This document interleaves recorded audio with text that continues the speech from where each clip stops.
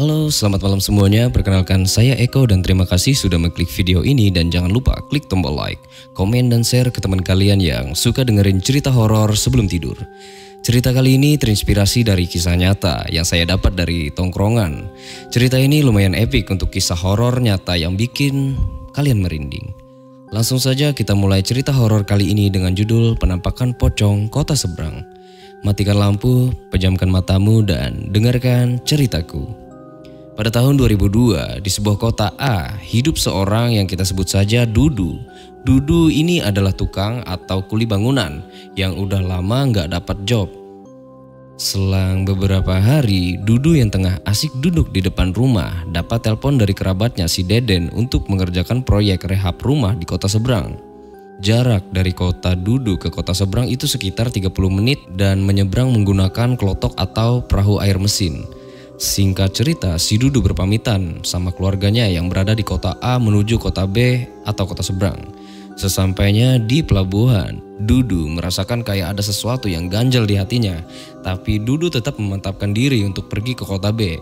Sesampainya di kota B, semua rekan kerjanya sudah menunggu Dudu di pelabuhan. Sebut saja rekan kerjanya ini si Dodon dan si Deden. Diketahui Dodon dan Deden itu penduduk asli atau penduduk lokal kota B. Si Dudu pun mulai melangkahkan kakinya ke dermaga kota B. Begitu bertemu Dodon dan Deden, Dudu seperti orang biasa pada umumnya yang lama yang tidak bertemu dengan teman-temannya. Sore pun tiba. Dodon dan Deden ingin mengantar Dudu ke rumahnya Deden untuk beristirahat. Dudu pun meminta kepada rekan-rekannya untuk menyempatkan ke lokasi pekerjaan mereka. Akhirnya, Dodon dan Deden nyempatin lewat rumah tua besar yang akan mereka garap besok hari. Dudu yang melihat rumah itu pun sudah mengira-ngira, ini sepertinya terdiri dari 4 tiang besar, ucap Dudu. Dodon dan Deden pun lanjut bercerita bahwa rumah ini sudah lumayan lama tidak dihuni. Namun, ada orang kota A yang membeli rumah ini. Namun dia meminta agar bangunan ini dihancurkan dan dimulai lagi pondasinya dari awal. Si Dudu pun mulai mikir bagaimana caranya agar bisa menghancurkan bangunan lama ini dengan sekejap. Karena pekerja borongan seperti mereka, pengennya pekerjaan itu cepat selesai.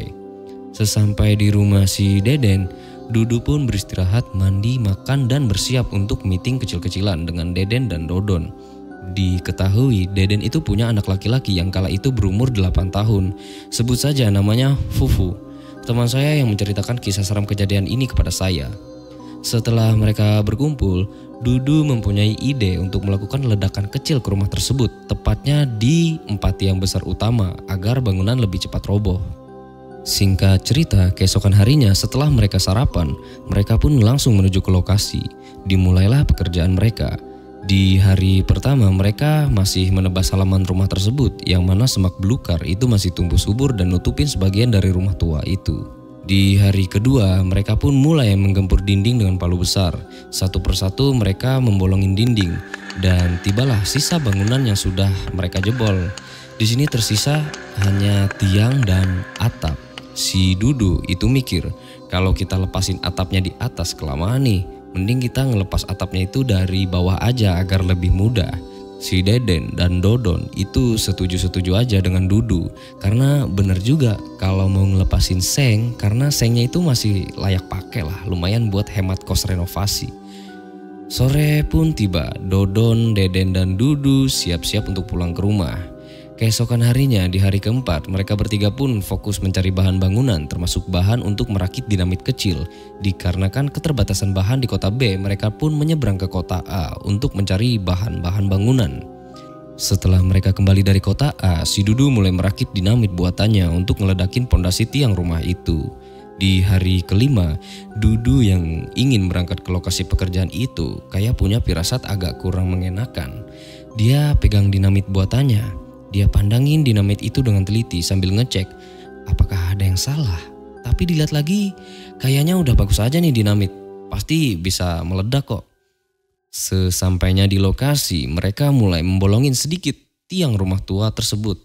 Nah, setelah sudah jadi, dimasukinlah dinamit itu satu-satu ke tiap tiang. Perakitan sumbu pun sudah matang. Nah, saat dirasa udah siap, mereka pun mulai bicara. Den, Don, Kalian tunggu di luar aja, biar aku yang nyalakan sumbu ini, ucap Dudu. Deden dan Dodon nurut aja dengan Dudu karena ide seperti itu hanya Dudu yang punya. Jadi harus dia yang berani nyalakan sumbunya. Diperkirakan setelah sumbu menyala, jarak waktu dan jarak tempuh keluar dari rumah itu sekitar kurang lebih 10 detikan lah. Waktu Dudu mau nyalain sumbunya itu kayak ada firasat agak aneh. Dia cek lagi nih dinamitnya, tapi baik-baik aja kok, aku ngerakitnya rapi aja. Dan pada saat si Dudu mantik korek, dia pun mengarahkan apinya ke sumbu. Dan mulailah percikan api dari sumbu itu keluar. Si Dudu itu bergegas lari ke arah pintu. Namun ketika hendak berlari, celananya Dudu itu tersangkut di besi-besi pondasi lantai. Otomatis si Dudu itu terjatuh. Dirasa masih punya banyak waktu, akhirnya Dudu berlari sekencang-kencangnya ke arah pintu. Namun naas, Dudu yang terburu-buru tidak melihat ada semen sisa bongkahan dinding yang ada di lantai. Dudu pun tersandung. Begitu Dudu terjatuh, dia bangkit lagi memanfaatkan waktu yang tersisa. Namun ketika Dudu hampir berhasil keluar dari pintu, dinamit itu sempat meledak. Naasnya, yang sempat keluar dari pintu itu hanya bagian kepala. Begitu dinamit meledak dan boom, seluruh bangunan itu menindih Dudu. Dan karena yang sempat keluar tadi adalah kepala, akhirnya kepalanya itu misah sama badan. Copot, kegeletak, menggelinding. Dodon dan Deden yang ngeliat itu kagetnya bukan main, melihat rekan kerja mereka tewas mengenaskan di depan mata mereka sendiri, plus ngelihat kepala yang tergeletak di depan rumah tua. Dikarenakan Dudu adalah warga dari kota A, jenazahnya Dudu itu diantar ke kota A menggunakan klotok. Sesampainya di kota A, kesedihan pun mulai dirasakan keluarga Dudu karena harus kehilangan keluarganya. Teror pertama. Di senja hari setelah semua orang sudah istirahat bekerja, klotok itu diparkirin di dermaga kota B, termasuk klotok yang bekas membawa jenazahnya si Dudu. Rumah para pekerja klotok itu di pinggiran sungai dan hanya perlu waktu 5 menit perjalanan menuju ke rumah. Saat jam dinding udah menunjukkan jam 12 malam lewat, tiba-tiba klotok yang dipakai untuk membawa jenazahnya si Dudu itu hidup sendiri. Para warga pun bangun dan bertanya-tanya, siapa yang mau menyeberang tengah malam seperti ini? Atau mungkin klotok kita ada yang mau nyuri? Nah, untuk mastiinnya mereka keluar rumah untuk ngecek. Begitu para warga itu turun ke dermaga, mereka melihat klotok itu di tengah sungai sedang berputar-putar. Waktu disorot menggunakan senter, dari kejauhan itu gak ada orang sama sekali di atas klotok. Merindinglah masyarakat yang melihat kejadian itu. Akhirnya pemilik klotok itu pun mengajak teman kerjanya untuk mengambil klotoknya yang berada di tengah-tengah sungai. Hari-hari pun berlalu. Kabar klotok yang hidup sendiri itu menjadi trending topik di kota B.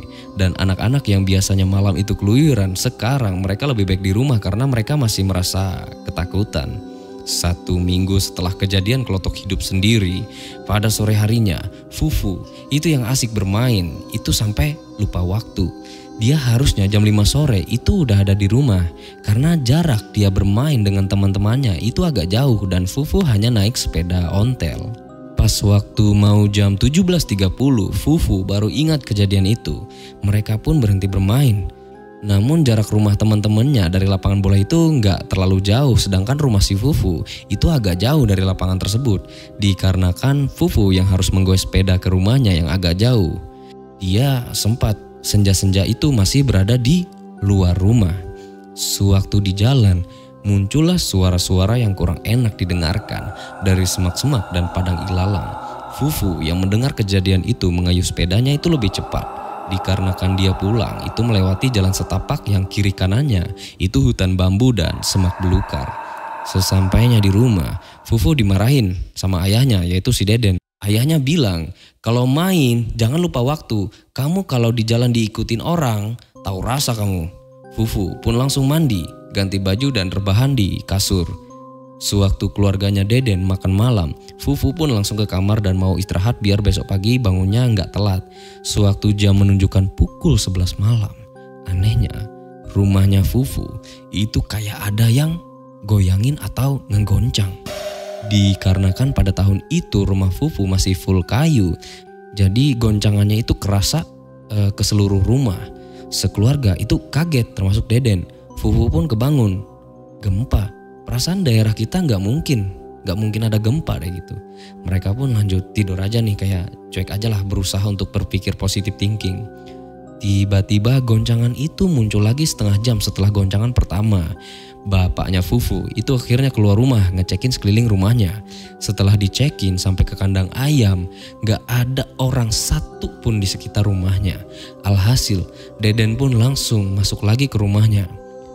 Pada jam 1 malam goncangan itu terjadi lagi.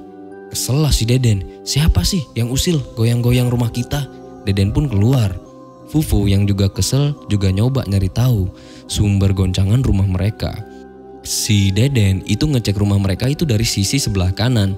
Berhubung kamarnya si Fufu itu di sisi sebelah kiri, Fufu pun iseng buka jendela untuk melihat sebelah kiri rumah. Namun setelah jendela terbuka, Fufu itu melihat sosok pocong berkain hitam. Matanya merah dan mukanya itu hancur. Fufu pun teriak. Deden yang dengar teriakan anaknya itu bergegas ke sisi sebelah kiri rumah. Namun saat Deden sudah nyampe di sisi sebelah rumah, sosok itu tiba-tiba aja terbang dan Deden gak sempat lihat. Akhirnya Fufu menjelaskan ke keluarganya sosok pocong berkain hitam yang dia lihat. Keesokan harinya satu kampung gempar lagi dengan pocong hitam. Makin takutlah anak-anak keluar rumah meski siang hari. 2 minggu setelah kejadian Fufu ngeliat penampakan, Fufu yang masih trauma dengan kejadian itu, dia udah malas nih keluar rumah. Jadi kayaknya dia mending di rumah aja seharian. Senja pun tiba. Fufu yang kebelet pengen buang air itu memberanikan diri ke WC. Saat si Fufu sudah setengah jalan, tiba-tiba listrik itu mati. Fufu yang ingat kejadian pada malam dia ngelihat pocong itu langsung teriak-teriak minta tolong. Gak berapa lama ternyata listriknya itu hidup lagi. Fufu yang megang cedok buat nyebok itu tiba-tiba kaget karena yang dipegang Fufu itu bukan cedok, melainkan kepala yang terbungkus kain kafan. Dan lebih ngerinya, wajah yang terbungkus kain kafan itu menghadap ke Fufu. Fufu kaget karena wajahnya itu udah pucat banget dan matanya merah dan tersenyum menghadap ke arah Fufu. Fufu pun kaget dan ngelempar kepala itu ke bak air. Dan lucunya Fufu lari keluar dari WC itu lupa kalau dia belum cebok. Makin gemparlah si isi kota mendengar cerita Fufu. Fufu akhirnya dipanggilin orang pintar buat ngecekin hodamnya gitu. Ternyata menurut orang pintar yang ngecek tubuhnya Fufu, kalau badannya Fufu itu ditempelin pocong hitam. Kagetlah Deden dan istrinya. Nah, ini pasti gara-gara kamu kemarin pulang pas waktu maghrib. Akhirnya Fufu dimandiin pakai ritual yang dibuat oleh orang pintar tersebut. Dan setelah kejadian itu, Fufu pun gak pernah digangguin lagi sama pocong hitam. Beberapa hari setelah kejadian teror yang menimpa kampung B dan si Fufu, tibalah hari ke-40 almarhum Dudu. Di senja hari setelah aktivitas warga sudah selesai, orang-orang pada ngeliat hal aneh di bawah dermaga sungai karena posisi air itu lagi surut. Jadi kolong bawah dermaga kayu itu agak luas. Warga rame-rame ngeliat ada orang itu kayak lagi berenang. Mereka berpikir, kok ada nih orang senja-senja itu berenang di bawah dermaga, apa nggak takut? Setelah dicek, waktu mereka agak dekat dengan bawah kolong, sosok yang tadi berenang itu langsung nyelam. Dan warga makin heran, ditunggu hampir 5 menit sosok itu nggak muncul-muncul ke permukaan. Dan sampai sekarang sosok yang berenang itu pun juga tidak pernah muncul di permukaan. Dan setelah kejadian itu, kota B itu sekarang sudah aman, tentram dan gak ada gangguan-gangguan lagi. Bagi kalian yang punya cerita horor yang berasal dari pengalaman pribadi, bisa share langsung ke email yang akan saya taruh di deskripsi. Sekian dari saya, terima kasih sudah menyimak cerita saya sampai habis dan terima kasih.